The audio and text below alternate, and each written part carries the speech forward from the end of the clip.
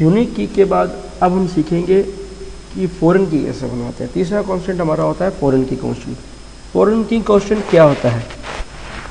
Foreign की constant एक parent और चाइल्ड टेबल के बीच में रिलेशन होता है। बेसिकली हमारी एक मेन टेबल है, उसका रेफरेंस हम किसी दूसरी टेबल के अंदर देंगे, उस कंसेप्ट को हम लोग फॉरेन की कांस्टेंट कहते हैं। इसका यूज़ हम लोग क्यों करते हैं?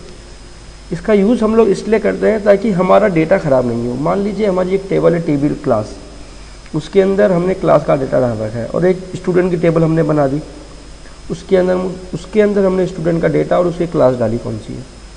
अब एक स्टूडेंट था आनंद, उसकी क्लास है 4th क्लास, ठीक है, जो कि हमारी पेरेंट टेबल से आ रहा है। अब मैंने पेरेंट टेबल में से उस क्लास को डिलीट कर दिया, 4th क्लास को, तो मेरा आनंद वाली जो स्टूडेंट वाली टेबल का आनंद वाला रिकॉर्ड था वो ख़राब हो गया। भाई क्लास 4 तो कोई है ही नहीं हमारे डेटाबेस के अंदर, तो ये 4 कहाँ से आ गई? ऐसी प्रॉब्लम को रोकने के लिए हम लोगों ने फॉरेन की कांस्टेंट बनाया। हम इस एग्जांपल को करके देखते हैं। मैं एक बार हमारी जितनी भी क्लास की टेबलें हैं इनको ड्रॉप कर देता हूँ। Drop table TBL class, drop table class 2,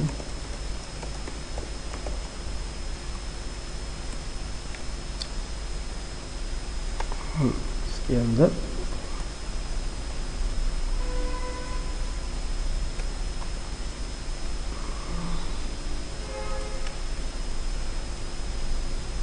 इसी इसका रेफरेंस का ये और ले रखा है हम लोगों ने फॉरेन की का। तो हम एक काम करते हैं, अब एक नई टेबल बना देते हैं हमारी। क्रिएट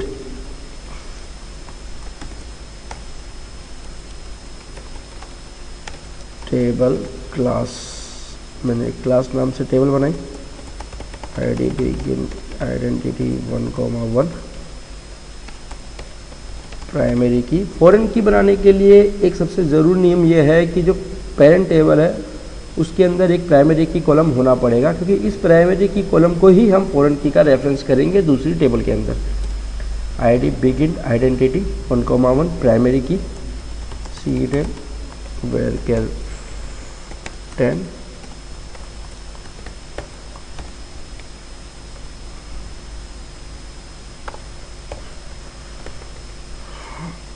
ये मेरी क्लास टेबल बनी, इसके अंदर मैंने प्राइमरी की बनाया। अब मैं स्टूडेंट की टेबल बनाता हूँ। क्रिएट टेबल TBL, मैंने स्टूडेंट टेबल बना दी। ID बिगिन आइडेंटिटी 1,1 प्राइमरी की student name where 50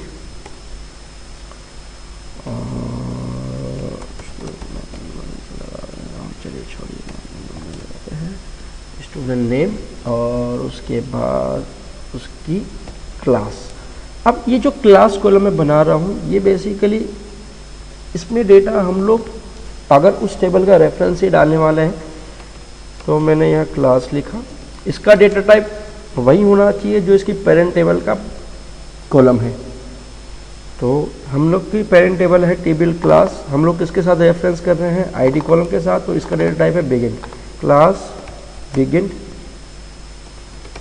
references, table का नाम क्लास, इसका नाम है चेंज कर देता हूँ मैं, CID देता हूँ ताकि कंफ्यूजन ना हो। CID बिगिन रेफरेंसेस क्लास, कौन सी टेबल, कौन सा कॉलम? ID column. ये मेरा फॉरेन की कांस्टेंट बन गया। इस तरीके से हम लोग फॉरेन की कांस्टेंट बनाते हैं आपकी इसके थ्रू, क्या नाम, SQL के थ्रू। अब मैं एक काम करता हूँ, मैं एक बार इस टेबल को ड्रॉप कर देता हूँ। ड्रॉप टेबल स्टूडेंट, मैंने टेबल ड्रॉप कर दी और मैं एक बार के लिए इसको हटा देता हूँ। आपको एक सिनेरियो दिखाने के लिए मैंने ये काम किया है। अब मैं डेटा डाल रहा हूँ मेरा इन टेबलों के अंदर। Insert into class, values 1 2 3 4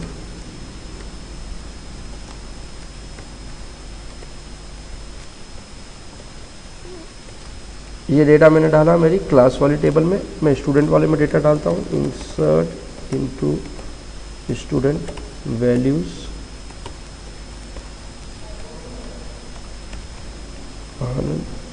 CID में मैंने डाला। अब CID में मैं जो डाल रहा हूँ, सेलेक्ट स्टार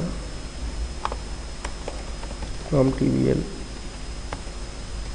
जब देखिए CID के अंदर मैं क्लास नेम ना डाल के अभी सिर्फ उस क्लास का रेफरेंस डालता हूँ। एक्चुअल में जब भी हम डेटाबेस बनाते हैं तो हम लोग इसी तरीके से डेटा इंसर्ट करते हैं सॉफ्टवेयर के थ्रू। मैं क्लास का नेम ना डाल के क्लास का ID ही इसमें डालूंगा। तो मैं क्लास का ID मैंने डाला 1, आनंद 1 क्लास में है।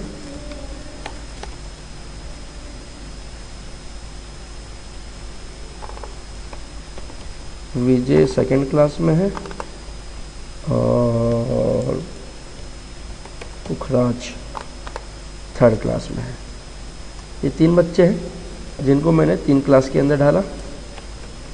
Select star from student.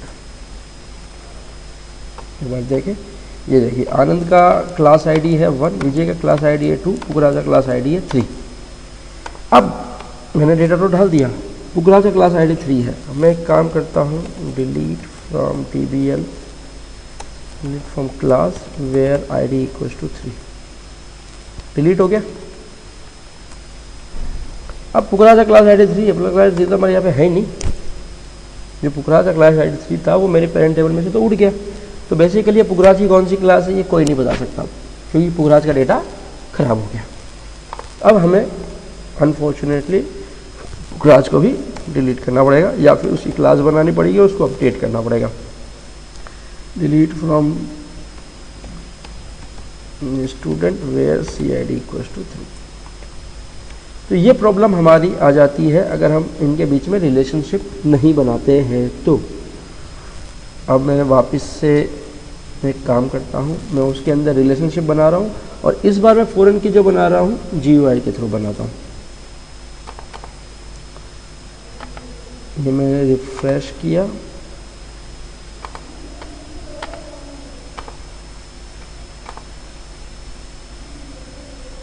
यहाँ मैं डिज़ाइन में गया, CID कॉलम पे राइट क्लिक करके इसका नाम रिलेशनशिप दूंगा, ऐड करूंगा और हमें ये जो टेबल एंड कॉलम स्पेसिफिकेशन है यहाँ पे आप जब क्लिक करेंगे तो एक बटन अपने आप बना हुआ आ जाएगा, इस पर हमको क्लिक करना है।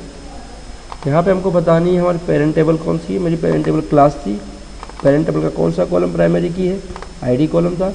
इस टेबल के किस कॉलम के साथ उसको जोड़ना है, CID वाले कॉलम के साथ इसको जोड़ना है और ओके करेंगे। इस तरीके से हमारी फॉरेन की कॉन्स्टेंट बनता है GUI के थ्रू। आया समझ में फॉरेन की कॉन्स्टेंट?